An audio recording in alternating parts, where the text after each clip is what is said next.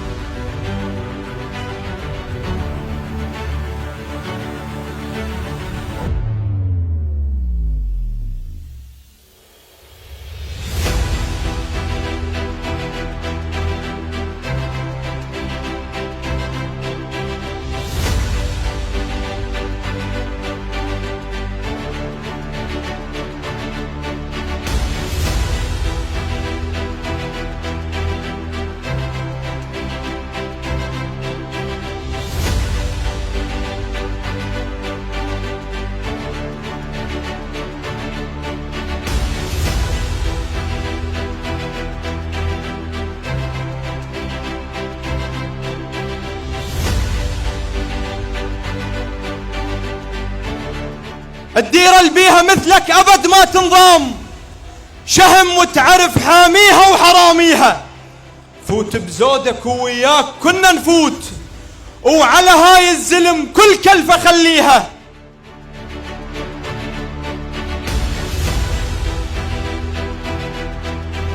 المرحلة صعبة لكنها سهلة على الرجال. المرحلة تحتاج منا أن نقف وقفة رجل في يوم التصويت ونقول نعم بالصوت وبالانتخاب. لا نريد أن نقول يفوز أبو عمر، فبإذن الله فائز، فبإذن الله فائز، لكننا نريد أن يأخذ أعلى الأصوات في المحافظة. ما شاء الله، والله تغمرني فرحة ليس لها حدود بهذا الجمع المؤمن المبارك من الطيف العشائر الكريمة لتأييد النائب فخامة النائب عادل خميس المحلاوي أبو عمر لتمثيلنا بالمرحلة المقبلة إن شاء الله. ليس تمثيل الأنبار أو تمثيل منطقتنا فحسب، وإنما تمثيل للعراق.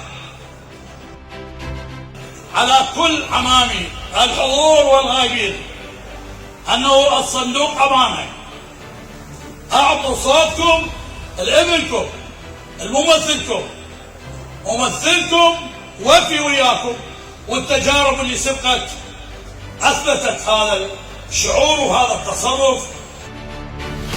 نحن هنا اليوم لتجديد العهد والدعم للشيخ النائب عادل خميس المحلاوي الذي يملك رؤية وقيادة، والذي أثبت نفسه سياسيا بارزا على مستوى العراق وقائدا حقيقيا لأبناء الأنبار. أيها الأخوة والأخوات، يا أبناء الأنبار الأبية، يا من سطرتم ملاحم الصبر والبناء والتقدم، نقف اليوم بينكم لنؤكد أننا دائما معكم، نعمل من أجلكم ونسهر على مصالحكم، لأن خدمة الأنبار شرف، وإعمارها واجب، ورفعتها هدف لا نحيد عنه أبدا. من هنا وأمام هذا الجمع المبارك أقولها بثقة وإيمان: لن نتراجع ولن نتعب ولن نساوم على مصلحة الأنبار وأهلها. في ذلك اليوم نريد منكم رد الجميل، ونريدها وقفة رجال ونخوة أنباريين، وموقف يليق بتاريخكم.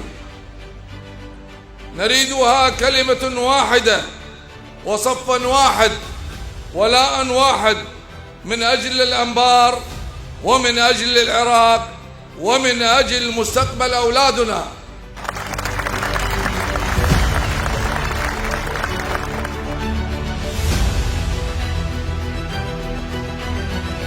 تقدمنا بتقدم وانت قدم، فعل ملموس يشهد وانت قدم، ابو عمر حادينا وانت قدم، شجاع وفعل صار لنا الهويه.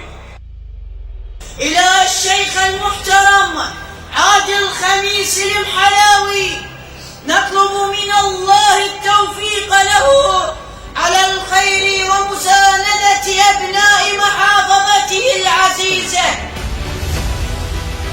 فرصتنا الوحيدة وما تصير اثنين، احنا اهل الانبار وعدنا حزم رجال، ويا عادل خميس وبيك متحزمين، ابشر وانت ولد شيوخ، ويا قد الكلام الما يصير اثنين. وحق الاسم بالاسماء عادل، شيخ ولو حكم بالناس عادل، الحلاوي الاصل وابن الشيوخ عادل، عراق الاصل وانبار الهويه. ما أتحرم عن أبو عمر، أتكلم عن أبو عمر ما أكمل منجزاته إلى الصبح. من أحسن إليكم ووقف وساندكم وآجركم ومثلكم أحسن تمثيل، ردوا له الدين 11/11. والسلام عليكم ورحمة الله وبركاته.